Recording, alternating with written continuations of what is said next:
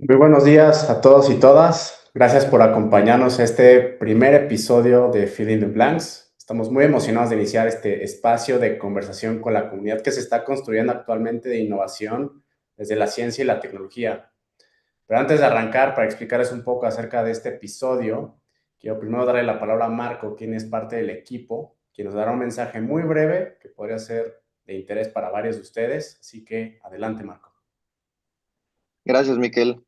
Muchas gracias por acompañarnos. Bueno, como saben, les mandé ahí un mensajito por Luma, nada más para contarles rápido. Somos aliados de Inc. Monterrey y nos compartieron algunas cortesías para la comunidad que estamos creando acá en estos episodios de Filling the Blanks. Entonces, durante la sesión, pues pueden participar para ganar estas cortesías. Solamente necesitamos que nos comenten, bueno, quiénes son, de dónde vienen, de qué instituto, startup, empresa, estar comentando, interactuando y ya con eso están participando. Mañana les estaríamos avisando quién se ganó las cortesías. Listo, Miquel. Gracias. Súper, Marco. Muchas gracias. Ahora sí, quiero contarles un poco del propósito de esta serie de episodios que estaríamos haciendo. Field on Blanks es un espacio de conversación sobre emprendimiento de base científica tecnológica. El foco no es solamente hablar de investigación o de capital, sino de lo que ocurre entre ambos mundos. Los vacíos que existen entre generar ese conocimiento y convertirlo en empresas reales con impacto. Justamente de esa idea parte Field of Blank, identificar esos blanks para llenar esos espacios. FTV como tal es un venture builder enfocado en deep tech que toma los resultados de investigaciones, muchas veces patentes universitarias, y los transforma en empresas. A diferencia de lo que hace actualmente un VC, una aceleradora o una incubadora, un venture builder se enfoca en llenar estos vacíos que existen antes y durante la creación de una startup. Esto implica identificar, por ejemplo, tecnologías con potencial, validar si realmente resuelven un problema, diseñar modelos de negocio, construir el equipo fundador, entre otras cosas. Pero no nos quedamos solamente ahí, sino que nosotros también tenemos un proceso riguroso de acompañamiento para el desarrollo de estos ventures, integrando elementos clave, como puede ser la validación con clientes y preparación para el financiamiento. La idea como tal es cerrar esos blanks que normalmente impiden que la investigación científica se convierta en empresas reales. Pero bueno, algo importante que hay que recalcar es que el financiamiento no es el objetivo final, es simplemente un medio para lograr lo que realmente importa, que la tecnología llegue al mundo real y genere impacto. El reto que existe en muchos proyectos científicos prometedores puede estar muy relacionado también al tema de financiamiento. Y justamente el día de hoy vamos a hablar de uno de estos elementos clave, que es el Capital Readiness. Para ello nos acompaña nuestro invitado especial, Salvador Orozco, quien a lo mejor algunos de ustedes lo conocen, pero es especialista en innovación, transferencia tecnológica y capital de riesgo. Cuenta con más de 20 años de experiencia impulsando la conexión entre ciencia, emprendimiento y financiamiento. Actualmente forma parte de Fondo de Fondos, donde trabaja en estrategias de inversión para startups en etapas tempranas. Salvador, bienvenido a Filling the Blacks. ¿Cómo estás? Bien, muy bien, muchas gracias, Miquel, por la presentación, por la invitación, por supuesto, y muy buenos días a todas y todos que nos estén viendo a través del canal de YouTube en esta primera edición de Feeling the Blank. Eh, de entrada, de nuevo, agradecer la invitación y el espacio para poder compartir algunas ideas. La intención de mi parte es ser lo más constructivo posible para transmitir en donde, a través de los años que he podido colaborar en el ecosistema de innovación, emprendimiento y de capital, identifico que hay brechas que siguen abiertas, que son importantes llenar y que eventualmente pueden coadyuvar a acercar al éxito a estos emprendimientos de base científica y tecnológica. Este, en una forma muy genuina, muy honesta, quisiera transmitir es que también estos poco más de 20 años en este quehacer eh, han dejado mucho aprendizaje, pero yo mismo estoy constantemente tratando de aprender, de entender, de analizar cómo están las condiciones del ecosistema, cómo pueden haber intervenciones efectivas dónde puedes poner un granito de arena para que, insisto, se vayan cerrando estas brechas o se vayan llenando estos espacios. Y eso es un poco el propósito de esta conversación.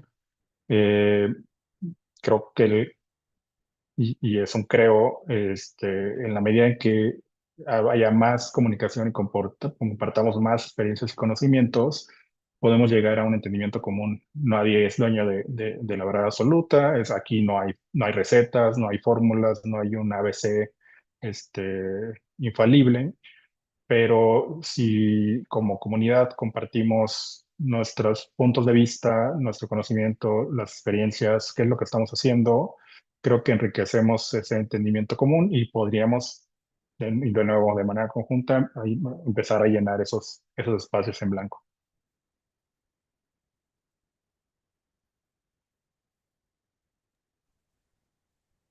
Súper, Salvador. Buenísimo. Muchísimas gracias por la introducción.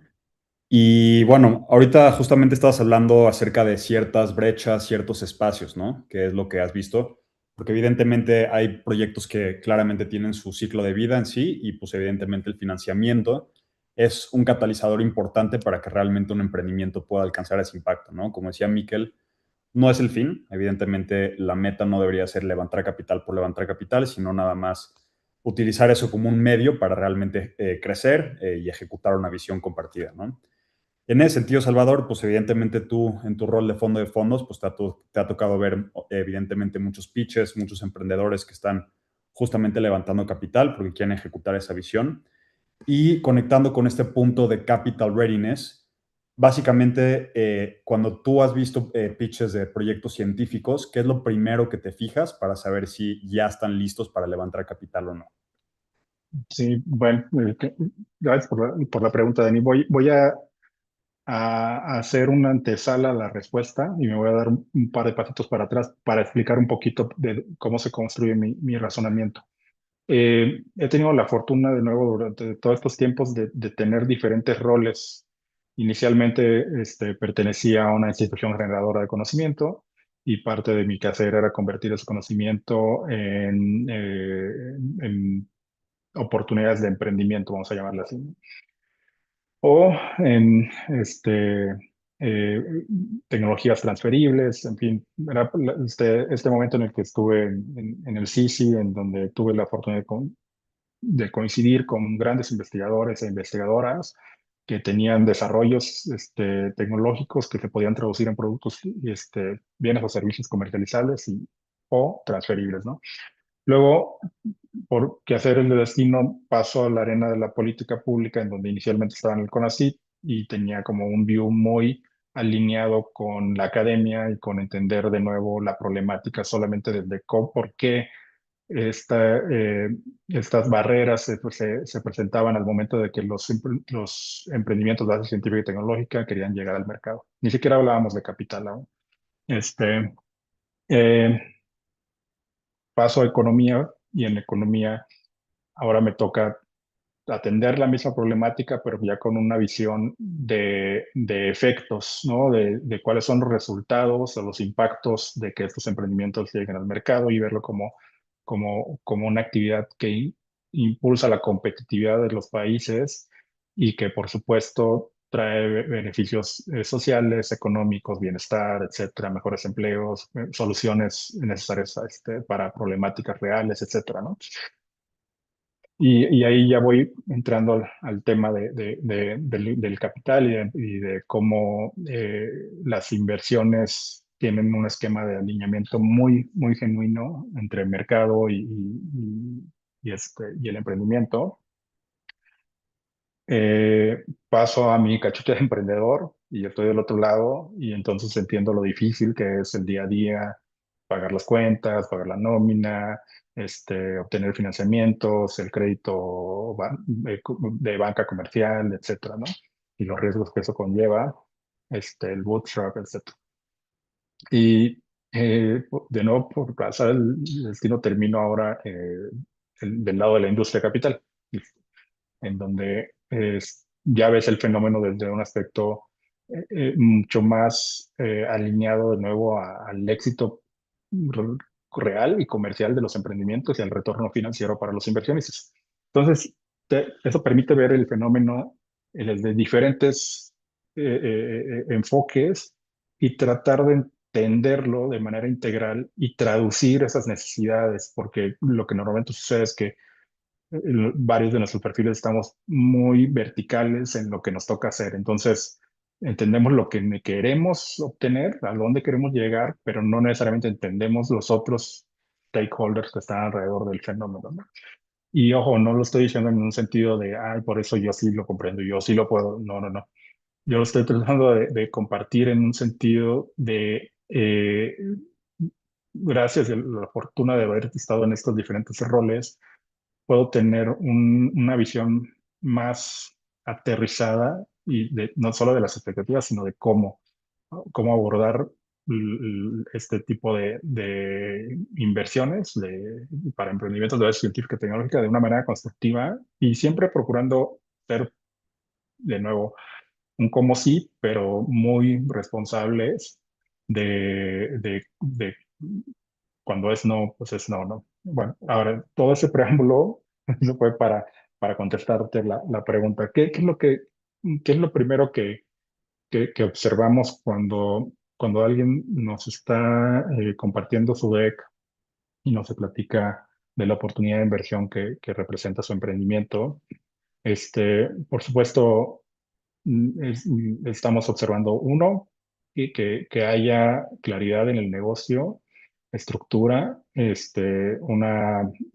cuando hablo claridad en el negocio es que la empresa esté legalmente constituida, que esté sana en su estructura accionaria, o el famoso cap table, que esté debidamente integrado, que la integración del cap table, perdón, refleje no solamente un entendimiento de los fundadores y los inversionistas tempranos sobre el valor de su aportación, llámese financiera, llámese de trabajo, llámese de conocimiento, etcétera, sino que también tienen muy claro la estrategia de financiamiento en el futuro y cómo los efectos de ilusión va a afectar esa integración. O sea, ese tipo de awareness es muy valioso para nosotros porque sabemos que es alguien que está consciente y listo para levantar capital. Ese es punto número uno. Punto número dos, y ese es un poco más duro de transmitir y siempre lo digo que lo he dicho en muchas arenas, y a lo mejor ya hasta suena aburrido que todo el tiempo lo repita, pero tratamos de entender si es una buena oportunidad de inversión. Y ese juicio es basado en criterios específicos de qué ves en un venture, el equipo fundador, el modelo de negocio, la posibilidad de crecimiento, de escalabilidad y replicabilidad, un cap table y una estrategia de fundraising bien estructurada, obviamente alineamiento sectorial o vertical con test de inversión, en fin, hay diferentes elementos. Pero también tenemos que emitir un juicio que es hasta un cierto punto duro, y ese es si la empresa y la solución es verdaderamente eh, útil y adoptable por el mercado y tiene oportunidades reales de convertirse en una empresa de crecimiento. Y por eso es lo que decía que digo en todos lados, y lo digo con absoluto respeto. El hecho de que tengan un buen descubrimiento o desarrollo científico y tecnológico es sumamente valioso, válido y de respeto, pero una buena investigación de altísima calidad no necesariamente implica que sea un buen producto o servicio. Y un buen producto o servicio no necesariamente implica que vaya a ser una buena empresa, pero incluso una buena empresa bien estructurada y buscando no significa que vaya a ser una buena oportunidad de inversión. Entonces, cuando se cierran las puertas de los inversionistas, no te están diciendo que es una mala tecnología o que no creen en el equipo o que, no sé, no tenga la capacidad de desarrollo del producto o incluso que no pueda operar la empresa. Suele ser un mix de varias cosas, pero lo que te está diciendo es que no es una buena oportunidad de inversión. Este, eh, digamos, ya para cerrar un poco esta parte de la respuesta, ¿qué es lo que observamos? Que muchos de estos emprendimientos no están listos porque si bien ya pasaron una etapa de desarrollo científico y tecnológico muy buena, muy robusta, validada, o incluso ya están en la construcción de empresa, no terminan de ponerle los cimientos a la empresa, no hacen ese company building y ese venture building necesario para que se convierta en una buena oportunidad de inversión. Entonces, de nuevo, ¿cuáles son los principales, entre muchos otros, obviamente, y más allá de los modelos financieros, aspectos que se observa? Sí, es el equipo fundador, determinante, así que luego hablamos más profundamente sobre eso. La estructura accionaria y la situación del cap table sumado a su estrategia de fundraising. Sí, el producto, solución, el mercado, la capacidad de implementación y penetración, etcétera. Eh, pues también como parte importante de ese análisis es pues ver barreras legales, regulatorias, de mercado, etcétera, ¿no? Eh, Creo que dicho eso, es los principales tramos en donde hemos visto que sigue faltando un esfuerzo adicional para volverse en buenas oportunidades de inversión, es en traducir ese producto o servicio o incluso esa empresa o buen emprendimiento en una oportunidad de inversión. Súper, Salvador. Definitivamente veo muy, muy valioso. Y yo creo que evidentemente mucha de nuestra audiencia pues también tiene este perfil más científico y posiblemente ahorita estén emprendiendo ya sea con alguna tecnología, alguna patente. Y pues evidentemente es una característica muy particular de los emprendimientos de base científica tecnológica. ¿Cuál dirías tú, Salvador, que son los 2 o 3 errores más comunes que has visto al momento de poder escuchar un pitch o poder realmente evaluar una oportunidad de inversión por parte de posiblemente un perfil más científico o algún proyecto que tenga esta característica de un componente científico-tecnológico que posiblemente haya salido de una universidad o de un centro de investigación? Bueno, sí, vamos a tratar de abordar tres entre varios, no voy a decir errores, porque al final, deal by deal, cada quien toma decisiones, pero sí son aspectos que a veces no se cuidan lo suficiente. Este, Unos son de origen, vamos a hablar, subestimar el mercado o sobreestimar el emprendimiento. Eso es muy común y lo digo con absoluto respeto para la comunidad científica y académica, en donde están tan casados, y eso es muy bueno, pero están tan casados con el problema y la solución que han logrado desarrollar, que el mindset es, ya lo solucioné, ya tengo la solución, entonces todos los van a creer. Todos lo van a necesitar, todos lo van a comprar, en el momento que esto salga la va a romper, lo cual ya es positivo desde un aspecto de tener ese drive para empujar tu emprendimiento, pero ante un inversionista demuestras poco awareness o entendimiento de cómo penetran este tipo de soluciones en el mercado, a qué se enfrentan ya que están compitiendo con otras soluciones, los procesos de, de, de, de comercialización, de entrega y seguimiento del valor de esas soluciones son tan importantes como los procesos de investigación. Y de nuevo, lo digo con absoluto respeto para la comunidad académica. Suele suceder que consideran que fue mucho más valioso el breakthrough científico que el echarlo al mercado. Y es igual o más difícil que la primera parte. Entonces, eso es algo que se debe atender. El segundo, que también creo que es muy importante, es algo un poquito más técnico, digámoslo así, Los procesos de transferencia y la gestión de la propiedad intelectual son importantísimos, no desde el aspecto de hacer un filing de patentes. Y esto voy a hacer una expresión que viene también un poco de la visión personal, ¿no? No soy un especialista en propiedad intelectual, pero la patente es un documento técnico con peso legal, pero con un propósito comercial. Tan, tan. Este, entonces, sí, el core de la patente es científica, técnica, tecnológica, debe tener ese sustento, por supuesto, por su propia naturaleza. El documento de la patente es un documento técnico legal, porque al final pues, tienes que cuidar la protección de esa propiedad patrimonial, principalmente. Pero al final, y desde su origen, tiene un propósito de explotación. La patente es el derecho exclusivo para explotar una tecnología. No es un indicador técnico, no es un indicador académico.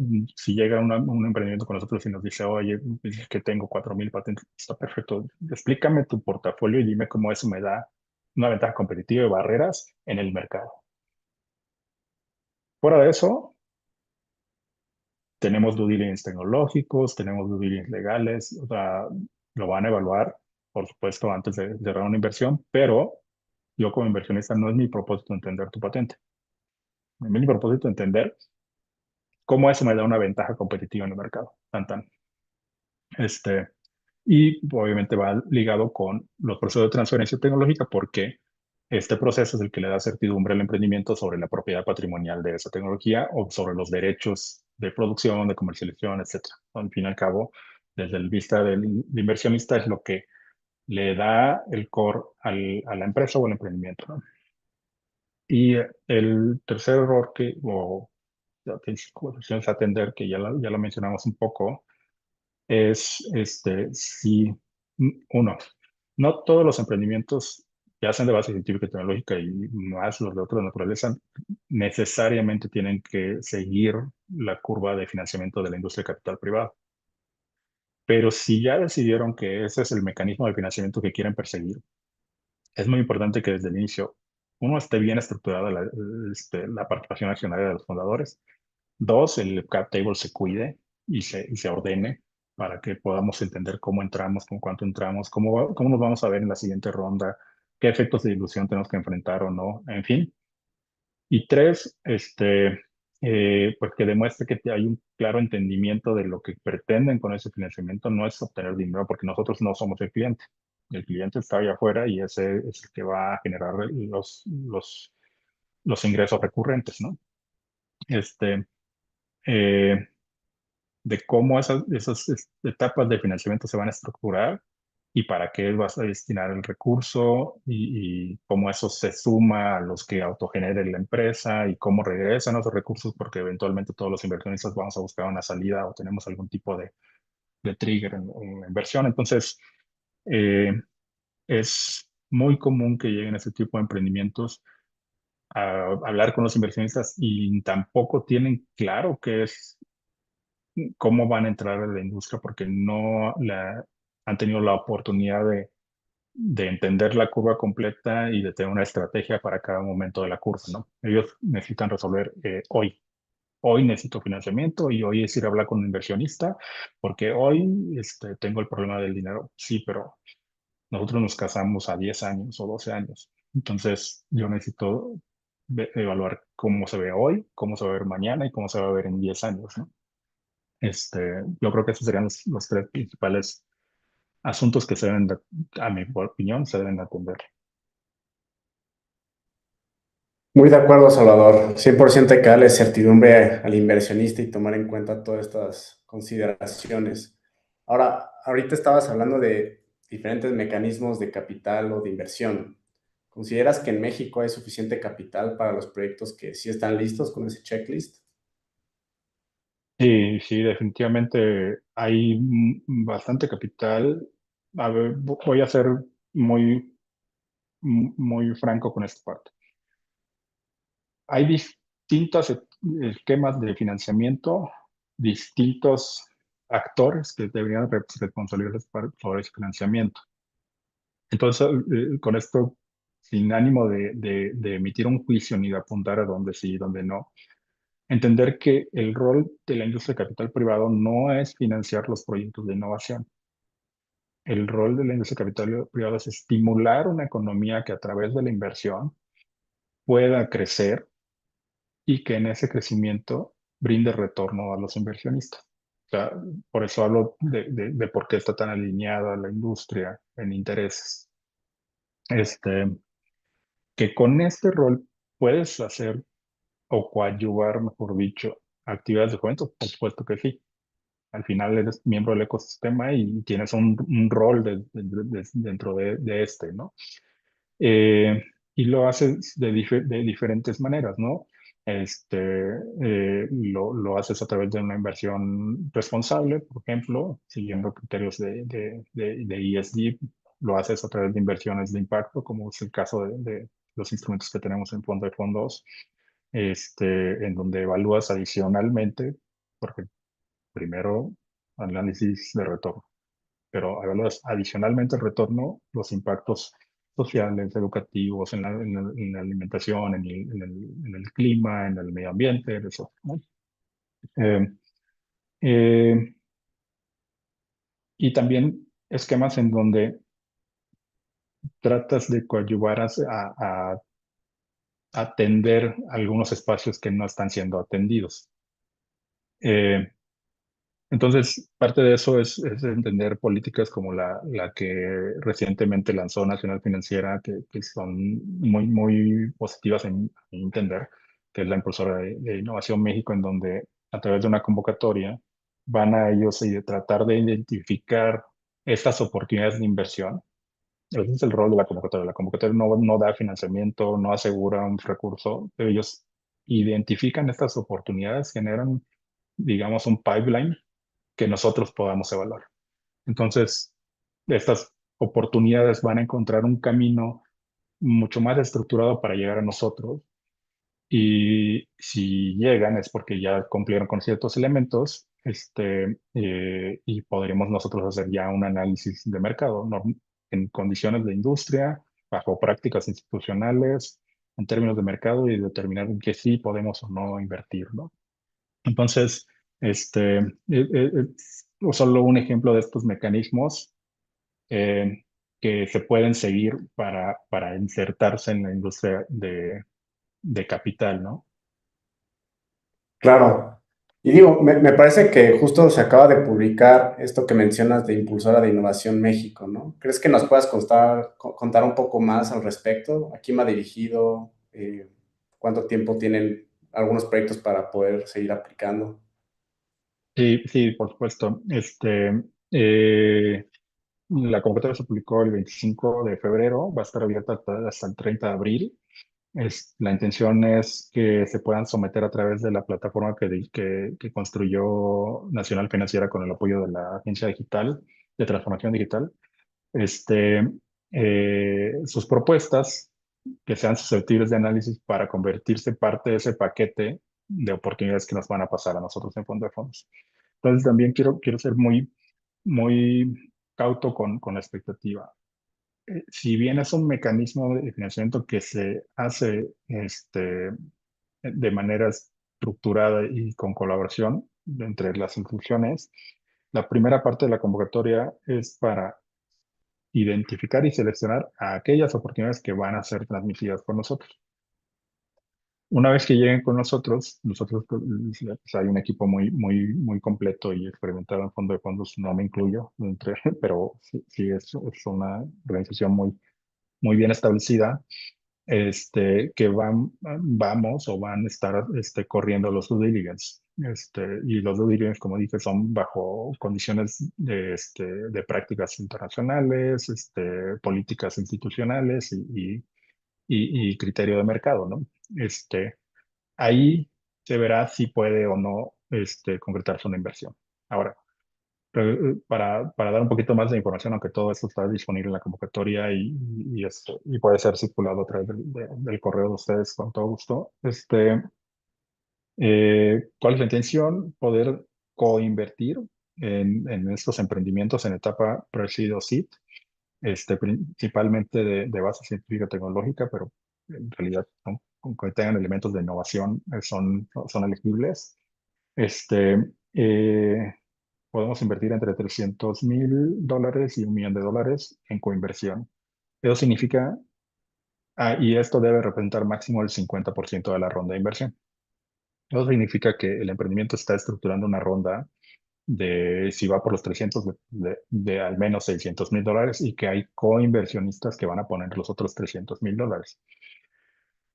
Esos coinversionistas deben ser institucionales. ¿A qué me refiero con eso? Deben ser fondos públicos o privados con vehículos de inversión, family office que normalmente tienen este tipo de vehículos, o incluso inversionistas ángeles siempre y cuando tengan SPVs. SPV es un vehículo de propósito especial. Significa que hay una entidad legal, llámese una LLC, un fideicomiso, lo que sea, que es mediante el cual van a invertir. ¿A qué es lo que quiero transmitir? Que donde no hace sentido, en donde la inversión sea de los propios fundadores. Eso no nos da validado de mercado, necesitamos un coinversionista. Eh, y lo que quisiera es como a invitarles a que se lean los términos y compartiéndolo, porque quisiera que hubiese un espacio en donde podamos atender alguna de las preguntas que están poniendo la gente en el chat. Pero pues vamos a poner la liga para que la consulten y por supuesto cualquier otra inquietud que puedan tener la atenderemos con todo gusto.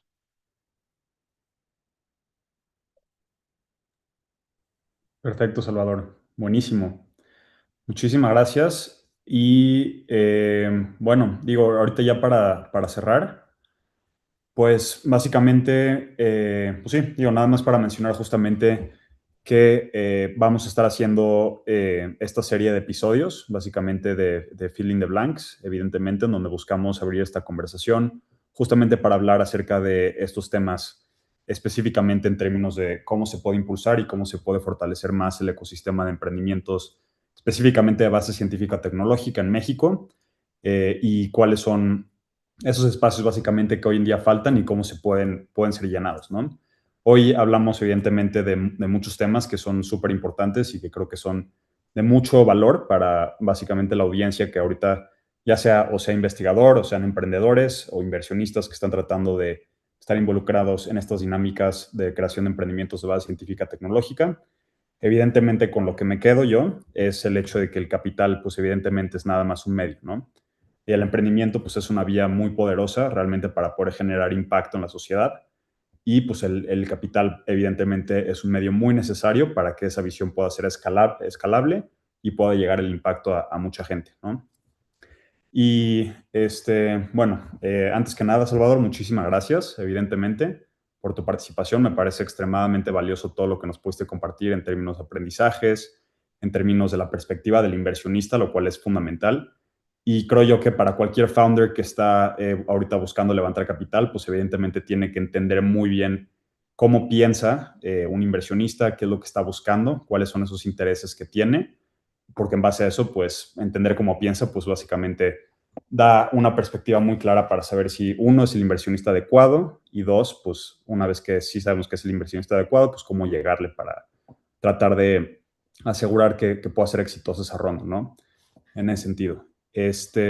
Y pues sí, básicamente desde FTV, pues nosotros estamos trabajando básicamente en el acompañamiento a proyectos de base científica tecnológica para que puedan transformarse en ventures, que puedan realmente poder escalar, puedan estar listos para levantar capital y realmente puedan generar un impacto que pueda afectar de manera positiva la vida de millones de personas en ese sentido, ¿no?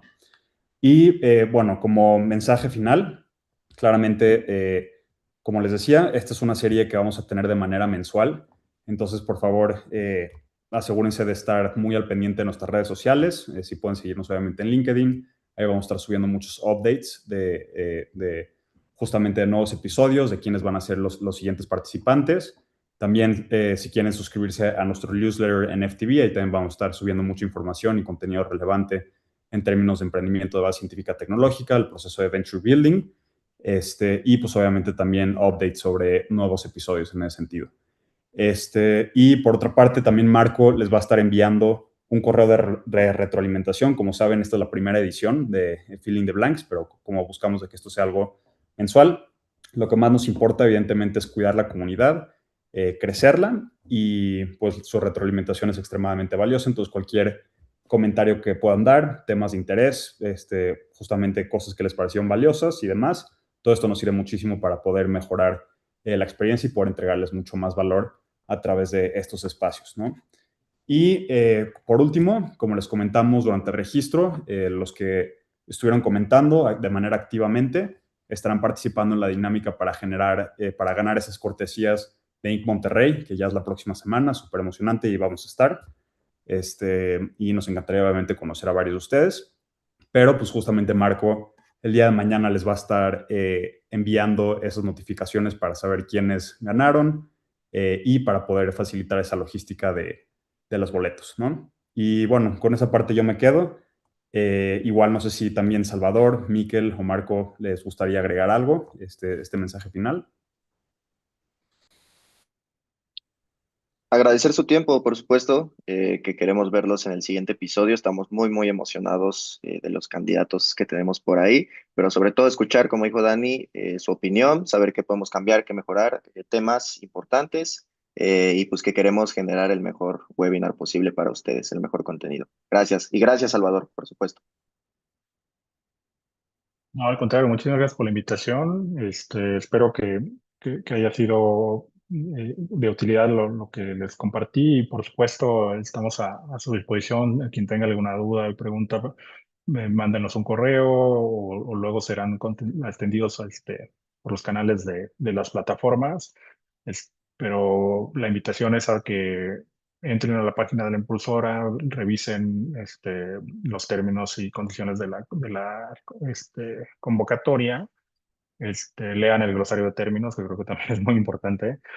Y por supuesto, si surge una duda, pues se acerquen a los medios de atención para su participación. Y muchas gracias, muy buen día.